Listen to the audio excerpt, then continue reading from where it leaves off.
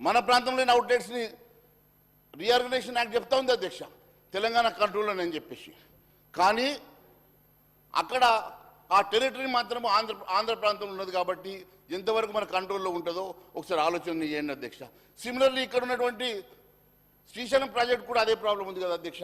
ఇవన్నింటిని దృష్టిలో పెట్టుకొని inter state dispute, water dispute తేలాలంట మరి మేనేజ్మెంట్ బోర్డు ఉండడం వల్ల నష్టం ఏమున్నదో మరి సభకు చెప్పాల్సిన అవసరం ఉందని చెప్పి తెలియజేస్తా ఉన్నాను అధ్యక్ష.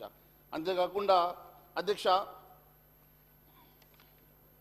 నేను ఒకటే అడుగుతా ఉన్నాను అధ్యక్ష, అదే మాదిరి గౌరవ ముఖ్యమంత్రి గారు కూడా ఇందాక నిన్న సభలో చెప్తా ఉన్నారు, కాళేశ్వరానికి మరి అందరూ అన్ని పార్టీల నాయకుడిని వెల్కమ్ చేస్తూ ఉన్నారని చెప్పి చెప్తా ఉన్నాం అధ్యక్ష. మరి నేను ఒకటే అడుగుతా ఉన్నాను, వారు మా ఎమ్మెల్యేని తీసుకెళ్లడం వల్ల మేము టెక్నికల్ పర్సన్స్ కాదు, లేకుంటే మాకు దాని మీద పూర్తిగా దాన్ని వెళ్ళడం వల్ల పిక్నిక్ వెళ్ళి వచ్చినట్టే ఉంటుంది తప్ప దాని బదులు సిబిఐకి ఇచ్చేసి, ఎందుకంటే గతంలో వారు కూడా డిమాండ్ చేశారు కాబట్టి దాన్ని సిబిఐకి ఇవ్వడం వలన మరి అది వాస్తవాలు ఎందుకు బయటకు వస్తాయి కదా అధ్యక్ష.